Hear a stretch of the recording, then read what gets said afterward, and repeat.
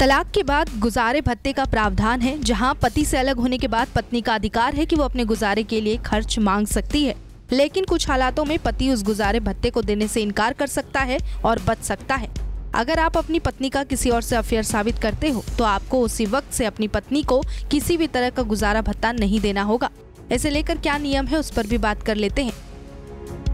दरअसल एक मामले पर सुनवाई के दौरान कोर्ट ने रुख साफ करते हुए स्पष्ट किया कि कब आपको गुजारा भत्ता नहीं देना पड़ेगा। दरअसल जयपुर से एक मामला सामने आता है, जहां फैमिली कोर्ट की तरफ से एक महिला को मिलने वाले गुजारे भत्ते पर रोक लगाते हुए गुजारे भत्ते की याचिका खारिज कर दी जाती है, क्योंकि पत्नी की सैलरी पति के सैलरी के बराबर थी। वहीं उससे कुछ महीने पहले आई एक याचिका को इसलिए खारिज किया गया क्योंकि वो पढ़ी लिखी थी और पत्नी कमाने काम करने के लिए सक्षम थी। वहीं महाराष्ट्र के एक पति पत्नी विवाद में तलाक के बाद गुजारा भत्ता वाला याचिका खारिज किया गया क्योंकि पत्नी का किसी और संग अफेयर था। अफेयर होने पर गुजारा भत्ता बंद होने के मामले पर नजर डालें तो बता दें कि पति पत्नी के बीच विवाद होने पर तलाक का मुकदमा महाराष्ट्र से जुड़ा है। मामले में पत्नी नेहा ने नागपुर की फैमिली कोर्ट में साल 2013 में भरण पोषण की मांग करते हुए याचिका लगाई थी। हालांकि हाईकोर्ट में इनकी बात नहीं बनी। हाईकोर्ट ने 24 अगस्त 2015 को फैसला देते हुए भरण पोषण के लिए नेहा को 15,000 रुपए प्रति महीने और बच्चे को 5,000 रुपए महीने देने का आदेश सुनाया था।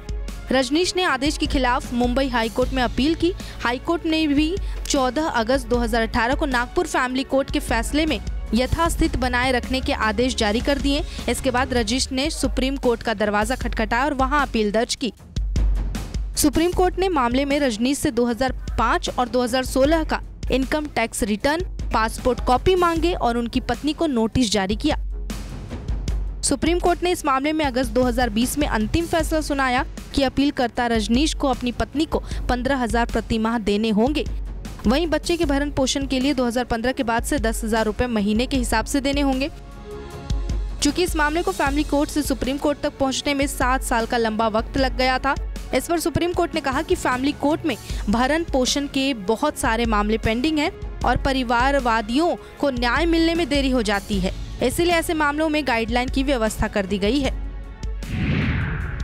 सीनियर एडवोकेट गजराज सिंह ने बताया कि सुप्रीम कोर्ट ने रजनीश वर्सेस नेहा केस सहित कई अन्य केस में सुनवाई करने के बाद 25 अगस्त 2020 को नई गाइडलाइन जारी की। सुप्रीम कोर्ट ने कहा कि Hindu marriage act 125, DV act, घरेलू हिंसा अधिनियम 2005 व किसी भी महिला से संबंधित मामलों में याचिका के साथ एक शपथ पत्र पेश करना होगा। शपथ पत्र में आय से लेकर प्रॉपर्टी की डिटेल देनी होगी, जिनमें पति का पत्नी दोनों का शपथ पत्र अपनी अपनी इनकम, खर्चों से लेकर आय व्यय के बारे में बताना होगा। शपथ पत्र में ये भी बताना होगा कि वो कितने पढ़े लिखे हैं, कहाँ पर जॉब करते हैं, उनकी सैलरी कितनी है, कितना टैक्स चुकाते हैं, ITR भी दिखाना होगा, उनका खर्च कितना है, अगर कोई लोन है तो कितना है, संपत्ति कितनी है, दोनों का लिविंग स्टैंडर्ड कैसा है। दोनों ही पक्षों को पूरी डिटेल शपथ पत्र के साथ देनी होती है। वहीं सुप्रीम कोर्ट ने यह भी कहा कि अगर शपथ पत्र में कोई सैलरी और प्रॉपर्टी कम बताएगा या खुद बेरोजगार बताकर शपथ पत्र पेश करेगा तो खुद का मकान होते हुए भी किराएनामा बनवाकर किराएदार के रूप में रहना बताएगा तो धारा 340 के तहत मुकदमा दर्ज किया जाएगा और उसके खिलाफ दंडात्मक कार्रवाई की जाएगी। वहीं सीनियर एडवोकेट वेद प्रकाश वर्मा ने बताया कि हिंदू मैरिज एक्ट के तहत कोई भी महिला पति से विवाद होने पर फैमिली कोर्ट में भरण पोषण के लिए आवेदन कर सकती है। वहीं भारतीय न्याय संहिता धारा 144 के तहत बुजुर्ग माता पिता अपने बच्चों से, पेरेंट्स पर निर्भर बच्चे अपने माता पिता से मासिक भरण पोषण के लिए आवेदन याचिका पेश कर सकते हैं। हालांकि सुप्रीम कोर्ट की ओर से ये तय नहीं किया गया कि कितना गुजारा भत्ता दिया जाएगा। इसका आकलन इनकम और खर्च के आधार पर तय करके दिया जाता है।